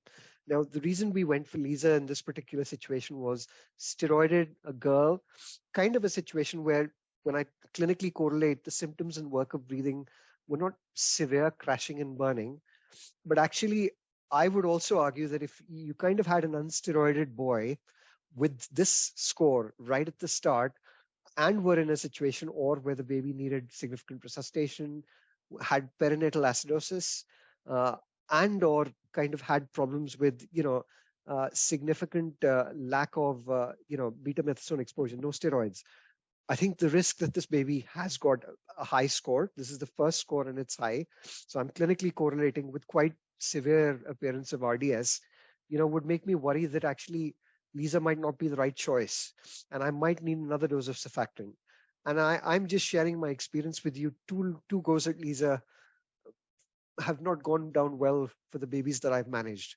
So I just wonder whether that's a group of babies, and feel free to disagree. I'm just sharing my experience with you, where while you're using lung ultrasound scores and you're clinically correlating, where you might want to intubate, ventilate, give that dose of surfactant, actually follow the clinical course of the baby. And I'm not saying repeat lung ultrasound, and I want to emphasize this. This is really important. When you give surfactant to extremely preterm babies, especially in the first few hours, actually the lung ultrasound appearance does not change. The lungs are full of fluid. So do not think that you're going to give surfactant, you're going to repeat a lung ultrasound and it's going to look better and that's a sign of improvement. what you're really looking for is clinical improvement in the baby. That's clinical symptoms, FiO2, gas exchange, and really there then is the question of whether you really would be giving a second dose. And again, the evidence from Brad's study for the use of the lung ultrasound score after you've given surfactant in correlation with a second dose, there weren't enough cases to give us good enough sensitivity and specificity. So I'd just be a little bit cautious at this particular point of arguing that you repeat a lung ultrasound either to see improvement or that you repeat a lung ultrasound maybe a few hours down the line. There's at least one study which has shown that you can actually follow lung ultrasound in extremely preterm babies at 2, 4, 6 hours, and you can actually see the appearance of double lung points, well aerated lung. I still think that I don't have enough high quality evidence to really talk about that second dose. But clinically, I think if you had a very high score in an unsteroided boy, I'd just be a little bit cautious about using LISA and Ensure, because the risk is you may well need a second dose. I'm keen to hear other opinions. So Mayank has an opinion. Mayank, do you want to come in? Yeah, for definitely before deciding if I had to do a LISA or Ensure, because as per evidence, we are now quite sure that LISA helps reduce mechanical ventilation or BPD or pneumothorax. So going by the evidence, I would definitely, and by the clinical situation as well. So if the baby is on 30% FiO2, I would definitely do a LISA, even on 40%. So the threshold would definitely vary according to the gestational age of a baby who's 26 weeks and FiO2 of probably 50%. I would be more comfortable intubating that baby and giving surfactant, while 30 week with an FiO2 of 60%, I would still prefer LISA. So the clinical judgment is definitely not just risk factors or a single factor. There are multiple things that you have to look for before deciding. Fair point. I think that's completely correct. And like I said, clinically correlate, look at the baby, make a judgment, risk assess, and individualize your treatment to that particular baby is what Mayank is saying. I think I would still say that some of my colleagues would probably say that high quality evidence that LISA or Ensure or either is any better than the other at this particular point is still out for a little bit of debate. I think in particular, my French colleagues would really argue they don't do LISA at all. And I know that in the UK we do LISA, but my second question is, when do you want to do the lung ultrasound? So the first question that we've kind of addressed with this case is, please individualize. Please make sure that you're looking at the individual risk profile of the baby, right from perinatal optimization to the clinical course and the clinical symptomatology that the baby takes. The third aspect to it is obviously, be careful about making judgments about the second dose based on lung ultrasound alone and scores alone. The lung ultrasound profile does not change immediately after giving surfactant, but clinical follow-up and clinical symptomatology correction is really what you really need to be looking out for. But my second question that I'd like to kind of address in this workshop is, well, when do you do the lung ultrasound? Should we do it at 10 minutes? Should we do it at 30 minutes? Should we do it at 1 hour? Should we do it at 2 hours? Should we do it at 4 hours? So I'm just curious, what is the evidence? I'm not sure about the evidence, Alok. You are the expert, but not at all. I would argue I'm not the expert. The experts are Nadia and Al Medina, and we can ask them. Nadia's back next week, but I'm just curious to kind of pick everybody's brains. So Zaridin, what do you think? Go for it. Yeah. You are very humble. I think as long as we do the ultrasound and exactly document the timing and the correlating clinical picture, I think that is will be adequate for me, because every baby is individually having its clinical situation. But at the same time, I think if I work in a unit that is incorporating lung ultrasound, I would then sit down and think with my colleagues on a guidelines, exactly the same way that we have a protocol or a guideline for a head ultrasound scan has to be done on, say, day 1 or day 3 and then day 8 and so forth. So I think for the sake of agreement, there should be some guidance for every individual unit on the timing for ultrasound based on gestation and based on degree of maturity and based on the clinical condition, whether it's, say, for example, term with meconium aspiration or PPHN and so forth, or TTN. So I'm not sure which category of patients that you are asking for. Are you talking just for the RDS? Yep, just for RDS. So I would talk about babies 22 to 32 weeks at this particular point and kind of making a judgment for those babies who, say, for example, we're assessing from an RDS perspective. So we're sure of the diagnosis, you know. I think I would really like to time it along with, if possible, with the scheme for ultrasound scans for head, if it's extreme premature, because this baby is likely to have a head ultrasound within the first at least 12 hours or so, maybe earlier, within the first few hours. So just for because minimal handling would be an issue, I think, to convince everyone about repeated lung ultrasound scans. I think that's beautiful. That's a great answer. So we've got Zaruddin bringing the fact that, look, we're going to do our golden hour. There's going to be a huge amount of handling lines. We're then going to, obviously, as part of the golden hour, there's an element of, well, some units use the ultrasound for lines and a head scan, and there's an opportunity to do a lung ultrasound. So that's one point. We've got a few people. So Anna, would you like to come in? I see that you've commented on the 2 hours. Please, I'd love to have your opinion, please. Now, I don't have these babies in my unit, only, yes, a few babies, but after 28 weeks, not so little. But from what I read, it's in the first hours because it's when the surfactant would be more benefit for the baby. Okay, that's beautiful. Yep, Mayank. If you have eye scores. Sorry. Yeah, carry on. Anna. Yeah, it was just the conclusion. If you have eye scores in the first scan, yep, maybe it's better to do the surfactant sooner, because it's the prognosis is better. Okay, so excellent. So we'll summarize that as well. That's a really good point. Anybody else? Mayank, you have a view?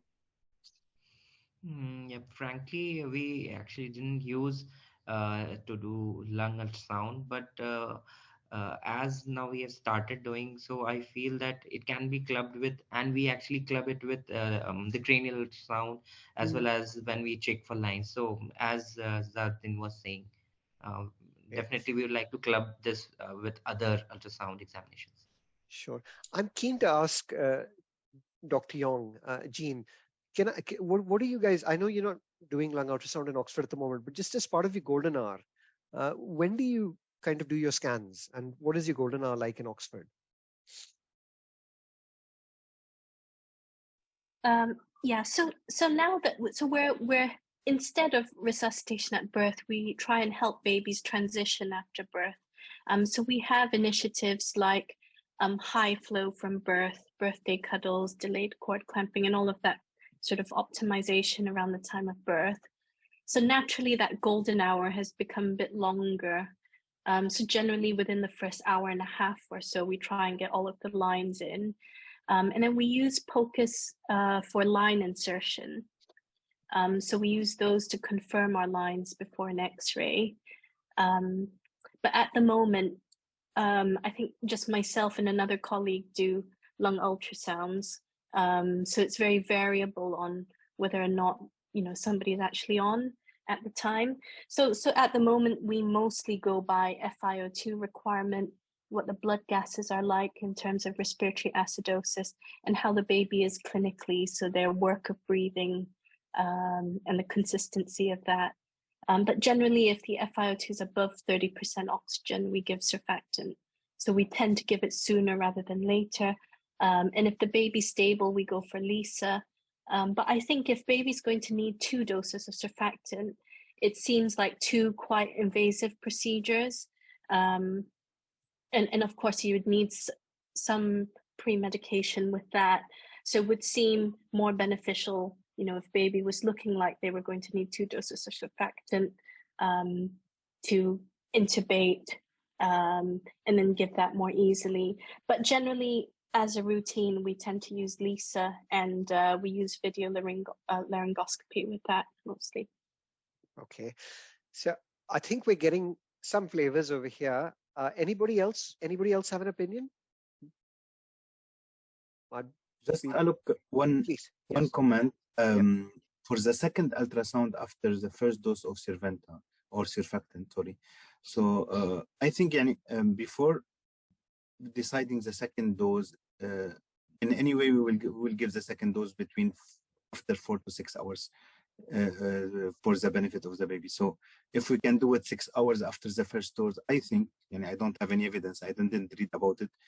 At 6-8 hours, could be better to do with this ultrasound to decide for the second dose. So my practice, Dr. Sharif, is I don't use ultrasound to decide on my second dose. I think if I'm kind of in a situation where I have a baby who's tubed, and if he's in any FiO2, I would and I would give them the second dose. I'm not saying I'm doing the correct thing, but again, I would just throw a little bit of caution to the use of lung ultrasound, looking for improvement based on scores and the ultrasound profile. And I don't think there's strong enough evidence at this particular point to kind of say that we can confidently use it in isolation to guide us with regards to whether we should redose or not. I think the experts, and I would, when we're going to have a panel discussion with Nadia and Almudena, it's a question that I would put to them. But the one thing that I would definitely allude to, so I think Sharif wants to come in again. Go for it, Sharif. Yeah. No, I think that was Muhammad. That was Dr. Muhammad, not me. Oh, my apologies. Yeah. No problem, but I just have a comment when you finish. Sure. My apologies. So what I was going to say was that in terms of reviewing the evidence, most of the work for use of surfactant treatment based on lung ultrasound has been done by studies that have been done in the first few hours, really the first 2 hours of life. The second thing is there's at least one randomized control trial that's been done in Spain, which actually shows that using lung ultrasound was a better predictor than FiO2 at being able to make a judgment for giving surfactant, and it actually resulted in improvements in the baby compared to using FiO2 alone in terms of their response to treatment, that you were able to treat those babies with surfactant earlier.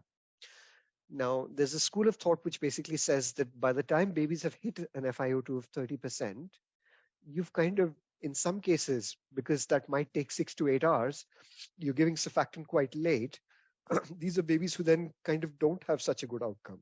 So really, for the people who are using lung ultrasound scores, they tend to assess their babies within the first 2 hours.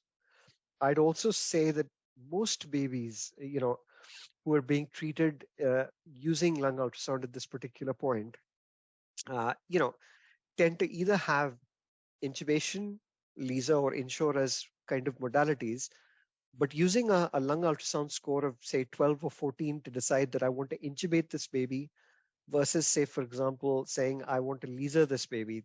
There are no studies which have actually looked at the severity of the lung score to decide on what approach you would take to management. That's a very key take-home message that I want to give all of you.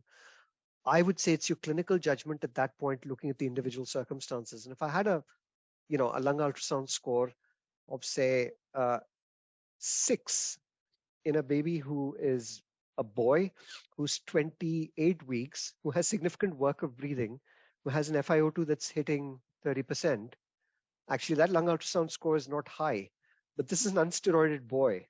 So actually I might use a slightly lower cutoff for the lung ultrasound score to treat that baby. And I think that's where I would come back to you to say that while traditionally the books and the articles that you'll read will kind of use lung ultrasound scores of 8, and I know some authors actually use cutoffs of 6 to kind of increase and help with earlier treatment, I think what I would do is I would try to individualize on every case on a case-by-case basis, trying to risk assess and trying to do my lung ultrasound usually within the golden hour. And it comes back to the point made by Dr. Zareddin that actually if you can club it with all the handling that you're doing in one go, so you do your golden hour, where appropriate, you cite your lines, you get them in, and really, if they're warm enough at that particular point, you do a sweep to confirm your lines, your head, to make sure there's no IVH, and basically then do your breath score all in one go. And you really want to keep that to less than 5 minutes, of total exposure, especially the more preterm you are. A 22, 23 weeker, 5 minutes, you've lost all your humidity. So that's the kind of approach that I follow. That's one approach. There are some people who follow an approach of wanting to do the lung ultrasound as early as 60 minutes. And again, what I'd say to you is that's perfectly acceptable, but do not compromise your management. I think at 60 minutes, there might be other priorities. If you have a baby that's cold, that is freezing, that is unrecordable temperature because you've just come in and you've finished lines, maybe doing a lung ultrasound at that stage is not such a good idea. As a head scan, you probably want to get the temperature up. But I'd just argue to you the hypothermia and the damage that that's doing and the surfactant inactivation that that's causing is probably just as harmful. The lung ultrasound will probably only reveal what you need to do because of the damage done by hypothermia. So please individualize. Again, develop your own local guidelines based on the evidence. But again, we'll ask the speakers what they think. Dr. Sharif, do come in, please.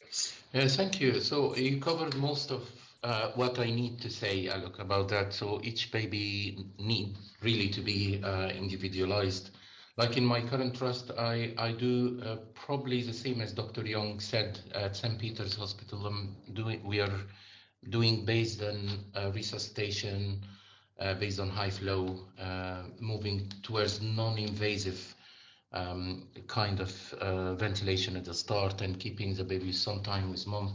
So it's very important to look for the first hour, which is very, very important, as you said, for the baby in terms of temperature, birthday cuddles, and all this kind of stuff. So I agree totally with you. We are like lung ultrasound is very, very helpful, but it shouldn't be the only way to judge whether this baby needs surfactant or no. So we go clinically plus the lung ultrasound stuff.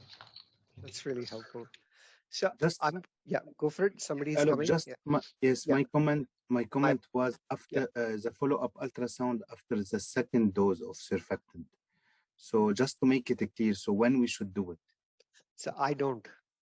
I think if the baby's clinically improved at this particular point, the baby's come down to air. Let's say the baby was one of those babies who fit into a kind of a poorer prognostic category, no steroids, boy, extremely small, very high risk of RDS. My experience is those babies inevitably stay tubed, and I give them the second dose anyway. So my argument then is a second lung ultrasound is not really going to alter my management.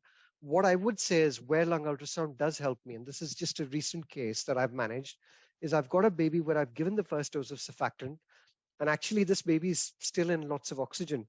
It made no difference. The baby's in 60%. Again, what I want to do is I want to go in and I want to do a lung ultrasound there because has the baby got a pneumothorax? Especially before giving my next dose. The surfactant might have gone down the right main bronchus. And it's really interesting. I did the lung ultrasound in that baby. And what I detected, having given that first dose after the baby was intubated, was that the right lung basically was well aerated with a predominantly AB profile, but the left lung was completely white with a kind of a white lung profile everywhere, including the posterior areas. It's a surfactant, even though the tube was in the right place, it got down the right main bronchus. So I think it's kind of a targeted approach to trying to determine what the indication is, but just a routine kind of lung ultrasound to look for improvement. No, I don't do it in my practice. I know that there's one piece of work, I'll share the articles with you, which basically looks at improvement after surfactant. And basically what they say is that you really start seeing decent lung aeration about 4 hours after, and really improvements, good improvements at 6 hours, but I think, again, surfactant recycles really well. And I think you have to be really careful that a lot of these babies will often have secondary surfactant inactivation for a variety of reasons. Some of these babies will become hypothermic when you handle them. Some of them will have significant chorioamnionitis, which means they honeymoon really nicely at the start, but have significant sepsis or GBS sepsis, which causes surfactant inactivation. So my own practice, I'm not saying it's evidence-based, is I think if the baby's tubed and in any oxygen, I usually will give them that second dose at 12 hours if really they're not crashing and burning. But I think if they're kind of in a situation where they haven't responded to that first dose, I really want to know by lung ultrasound or where you work by a chest x-ray, well, what is wrong?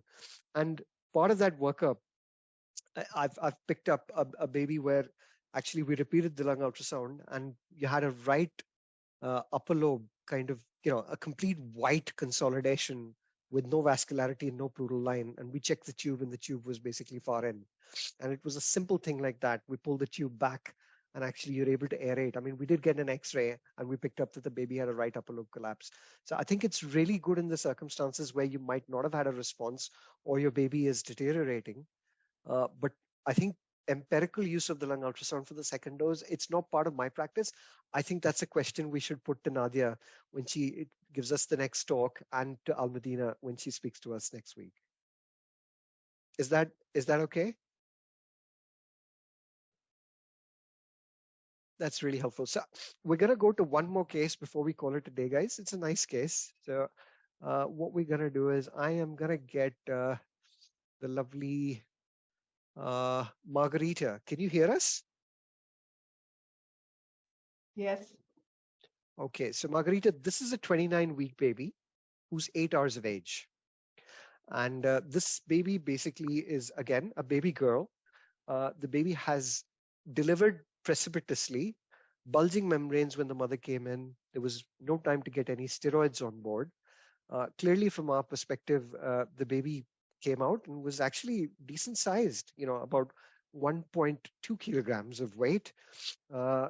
Did well, CPAP'd, grunting for a bit, but actually on a CPAP pressure of about 6 to 7, has kind of now settled down into about 28% oxygen, has got decent CO2 clearance.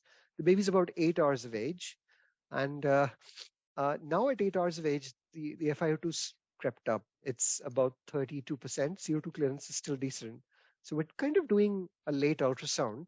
We did a chest x-ray initially, which showed moderate RDS. I'm not showing you the chest x-ray on purpose, but these are the images. So this is R1 and R2 for you. Okay, the pleura is sliding nicely. It is a bit coarse. It has a consolidated V-profile, consolidated in and subpleural consolidations. They are more evident in R2. Beautiful. Yep. So, I mean, I think we think this is RDS at this particular point, and I would always say you need to obviously see your entire scan before you make that diagnosis, but I'm going to say that yes, this is RDS. Probably if it continues like this, it will need surfactant, of course. Yeah. So what scores are you going to give this baby? What scores based on the BATS? Okay, 2 and 2. R1, R2. Yeah, 2 and 2. Fair. I think that's okay. That's perfectly reasonable. Okay. So now these are the next set of images, and just to say, R2 is basically a still image of the previous image. So don't worry. But this is R3. Okay, I think it's the same. There is the sliding pleura. There are it's V profile. Yep. So some subpleural consolidations more on the left side. Okay, excellent. So, yep, absolutely. So would you like to critique this? Any critique that you'd like to give? To the image? Yeah. Yeah, the image is a bit blurry. Yep. And these images that go to the down. Okay. You're absolutely right. That's the point I was going to make, that actually, as we go down, we obviously get these dark areas from the ribs, which is acoustic shadow. Yes. But clearly we're losing out on this particular region. So maybe just dropping the frequency a bit will give us and will tell us that there are deeper subpleural consolidations. And I mean, classically, what you can see at this particular point, this is the previous image. And if I just play them again. So you can see much better penetration on the previous images as compared to this image. So a little bit less in terms of dropout there, but on this image, there's more dropout. So again, what I'd say to you is play with your frequency a little bit to try and optimize your images, because the risk is you might miss deeper consolidations. I mean, what you do have is completely B profile with subpleural consolidations. You're happy with a score of 2? Yes. That's 6 for the right side. Yes. Okay. So, I mean, I decided to do the R4. So again, and I'm doing the R4 in posterior axillary line. R4 is a B profile too, a score of 2. Yep. And R4, it's a bit better because we see A lines. Yep. And well, it might be a 1, 2. Yeah. So again, it's just R4 is actually R5, but it's to say that, you know, the posterior lung fields, they actually look better. Any reasons why you might think that's the case? Anything that I'm doing that is making that the case? Would you like to comment? What have I done to try and optimize this baby? Oh, let me see.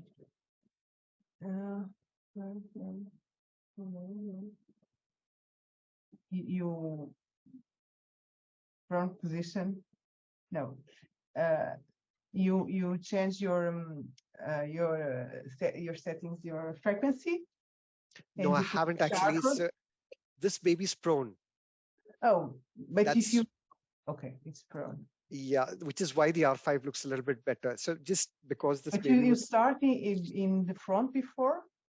So basically, yes. So I started at the back first, but I'm showing you the images in that order. So for nomenclature purposes, I'm showing you the images in the order that you're interpreting them. But actually, when I did the scan, I started with the back first. We need to wait for 1 hour before we, if we don't want to be, if we want to go to do a right evaluation, we have to wait 60 minutes to evaluate the other part. So the purists would say that, but actually what Nadia's group would do is they would do R1 and R2 at the back, just and basically do the lateral region and not do the front for the blood scoring. To try to find the worst of the lung. No. So what I'd say is that normally the study that was done by Rosalind Bratt was done with the baby supine. Okay. So they did R1, R2, and then they did one lateral zone, which is basically the 6 partitions and assign scores to 6 spaces. But what Nadia recommends is that if you have your baby prone, I mean, some people will have the practice of turning the baby supine and waiting, but actually what she says is you can actually do the back similar. So you do R4, so R5, R6, and then you do the lateral zone. And you do L5, L6, and then you do. Do you get what I'm saying? Yes. So actually the correlation between that, and they've done work on it, they've done further studies on it, it's exactly the same. So you don't have to turn the baby if you don't want to. Okay. I know that Almudena, when I asked her this question, said that they would turn the baby, and actually they would give it 60 minutes. Because one thing that we're talking, it's these babies in the first hours, they don't like to be moved. Yep. They don't like Yep. to be touched. Yep. So everything that we do will make him worse. So. Yeah. So it's to say that you can actually just use the back like you'd use the front and not move the baby. And that would be just as acceptable for doing the Bratt score. Okay. And that's what they do in Paris. So, I mean, you're right. I mean, when we look at the score at this particular point and you look at it, and I'm just going to show you a few images of L. So we pretty much have a score of 6 on the right. What about on the left? Okay, on the left, can we say that is a small consolidation near the heart? Beautiful, well done, absolutely amazing. Can everybody see that? It's a 3. Yes. So can you see this? Can everybody see this? Yeah. So again, staying with the order, there is basically pleural sliding present, very irregular pleura, subpleural consolidations, so a mild snowflake sign, an AIS kind of pattern. But when you look at this area here, now always remember, this baby was prone, and with prone babies, like I said, collapse consolidation in the deeper parts of the lung needs to be considered. Now that is basically either collapse or consolidation at this particular point. It's very hepatic. It's got a margin. It's just subpleural, but it's a big subpleural consolidation that you can see over there. And it's just an example again of how you can pick up bigger subpleural consolidations in babies like this. L3 again. What do you think about that, Dr. Figueroa? There is pleural sliding, the subpleural consolidations, the V profile. But I think in this, I can't just that the two profile. So what else can that shadow be in L1? Anything else? Anybody? It can be the thymus. No, the thymus would not be that low with the consolidation above. That would be unusual. It would be above. I'm too low actually. You'd kind of get the thymus above the lung there, but that's actually heart coming in at this particular point. So I mean, a mirror image. Yeah, I mean, what I'd say to you is that I don't think it can be a mirror image because you have heart. But if that was spleen or liver, and this was on the right side, that could be a mirror image. My feeling is that is consolidation because the heart would not give you a mirror image that's tissue-like. And in the left there is the spleen, but spleen can't be. Yeah, it'd be too low. Yeah, you can't see it here. Hence, but I'm just giving you a kind of, if this was lower down, you need to consider the possibility that this could have been a mirror image. It's not. So I mean, why do you think this is consolidation rather than anything else? So do you agree with me that it's tissue-like? Yes. Okay. You can see pleura in contact with it. So if there's pleura in contact with it, which is irregular, there must be air hitting the pleural margin. Yeah. So if there's air hitting the pleural margin, that tends to go against atelectasis. Again, for all those reasons, I would say that that is a consolidation. What I would also do is put Doppler on it and see what the vessels are like. But if say, for example, from my perspective, it's hugely vascular, you could argue that, yeah, is that a mnemonic consolidation? Again, clinically, my CRP in this baby's case at this age was just 2. So I don't have enough going for a mnemonic consolidation. So I'd probably label that as a consolidation at this stage. Thank you. So, I mean, just in the interest of time, because I know I don't want to kill all of you. We need to get you off on time. This baby is probably kind of scores really good. Now, how do you want to manage this baby?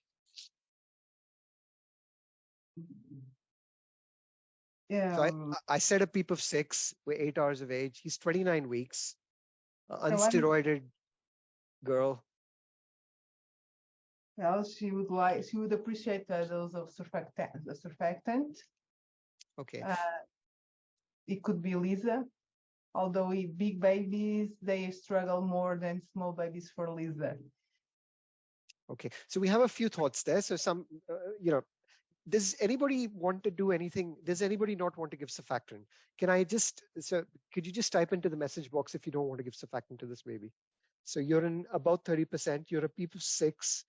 Your CO2 clearance is okay, but you have significant recession, you have these lung ultrasound appearances.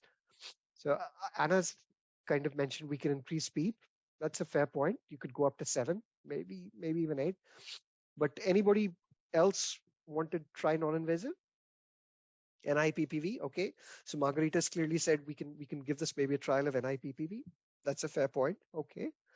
So a few kind of options there. Based on the lung ultrasound score, I think clinically we'd agree that this baby should probably have surfactant. My only comment is that the longer you wait, the risk that this baby is going to miss the benefits of giving surfactant, your 8 hours of age go up. And then the question is how efficacious the surfactant will be, because you'll have more established hyaline membrane disease. And my only other comment about using higher pressures in the COIN study was that there was just a higher risk of having a pneumothorax. And that risk was about 10%, for the babies between 25 and 33 weeks, 34 weeks. So, those are the kind of risks and benefits. My clinical feeling is I'd probably bail out. No steroids. I'd probably, in terms of treatment, I'm going to leave it open. I'm quite happy. There's some people who might opt for LISA. I think that's reasonable. Somebody might want to kind of give Insure, put a tube down. I'm not going to go into the intricacies of doing that. But I think really from my perspective, at this particular point, I think based on lung ultrasound, you'd probably opt towards giving this baby surfactant in one form or the other. Just a very quick kind of overview of how easy it is for you to miss consolidation in circumstances like this. You have to really watch very carefully. And again, that area over there, it just shows what a deep consolidation can look like for a baby in prone position. This again, I'm not going to go to the case, but this is just an example of what high gain settings can really exaggerate what you're looking at in terms of a B profile. This is a baby who's basically in about 25% on a PEEP of 6. And really, this baby is with good gas exchange, with not much work of breathing. And I'm just giving you the right lateral lower and the R3 region, which is obviously this baby's supine, but I have very high gain settings. And the problem with having very high gain settings, also, again, what I'd say is that you can exaggerate how the lung actually appears. So just be careful about using very, very high gain settings in situations like this. Any questions about today? Anybody have any questions? I have a quick question. Yeah. The other day, Nadia has put some emphasis on the presence versus absence of diaphragm as a landmark. So how does that kind of play a role in general in lung ultrasound as an important landmark to obtain? I think for work of breathing, are we talking about work of breathing and quantifying kind of intubation for the baby?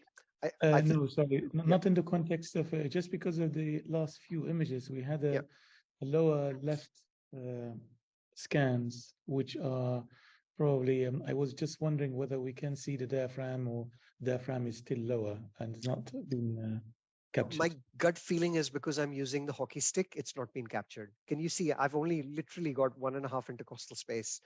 And that is, that's why I like using the linear probe. I'm going to say to you, and this is why I like using the linear probe. Can you see the difference? So this is a linear probe, same baby. Yeah. And you just capture much more in terms of kind of the architecture. You're catching much more geography. Everybody would probably agree this baby's got a complete whiteout lung, but again, it's just an example of quite a severe fractal sign in a baby who's got severe RDS. And again, it's to say that who's to say you can't have infection in babies who've got respiratory distress syndrome? You have risk factors, ruptures of membrane. So you can have babies with chorioamnionitis who have fractal sign as well, and and have coexistent RDS. So this is a really good example of that subpleural consolidation seen. But again, the problem that we faced with the previous scans is because I'm using a hockey stick with a very small footprint, I'm not seeing the diaphragm, though, because I can take multiple lower images to be able to get there. But actually, when you use the linear probe, you just get much more better anatomy definition.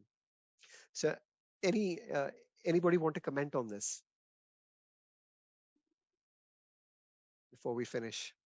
Hi, I have a doubt about the area of the focus that you are using in these images. So do you prefer a wide area to focus or a point only a focus point. No, if I'm looking at the pleura, and as you can see over here, I will keep the focus at the level of the pleura. If I want to look at deeper structures, I might bring the focus down to those deeper structures. But more importantly, what I would do is I would probably drop my frequency along with that. But for most of the images, what you want to do is keep your focus at the pleural line and alter your frequency. So, I mean, the frequency here is decent. I'm getting all the lung with the frequency I'm currently using over here. But focus, if you want to see pleural sliding, if you want to see subpleural consolidations, if you want to focus on areas underneath or just beneath the pleura, you really need to keep the focus at the level of the pleura. Now, this is a Philips machine, which we have to adjust focus in.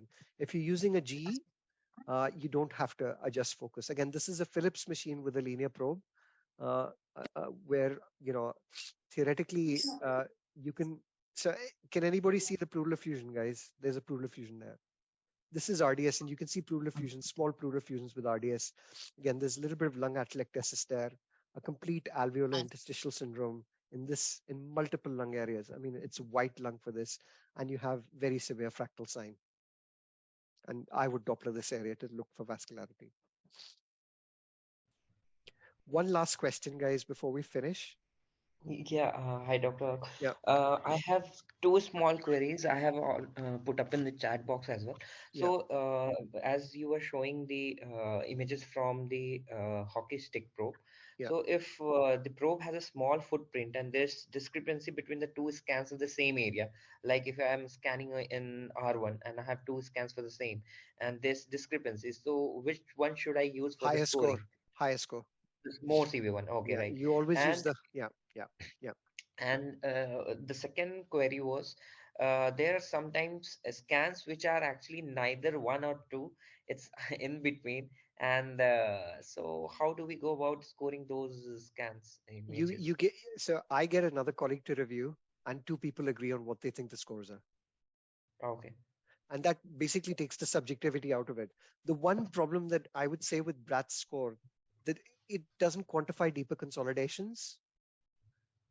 Again, which can be seen in the posterior areas. And like I said, there's some babies who will have well-recruited anterior areas who are supine or prone, and you basically missing consolidations in the deeper areas, which might give you a higher score. And that is the one argument that people use for the 12 region scoring methods and scoring posterior regions. So far, meta-analysis and current evidence doesn't show that they're any better. So my view would be that use Bratt's score. It's easy, it's reproducible. And if you're confused, you know, it's borderline between these two scores, get a third person to come, you know, like if you disagree, the third person then, you know, basically is the person who then gets the winning vote. Experience says, you know, it's not so difficult. So with experience, you know, the score of kind of 0, 1, you should be able to kind of differentiate, because 0 is technically normal lung. Do you get what I'm saying?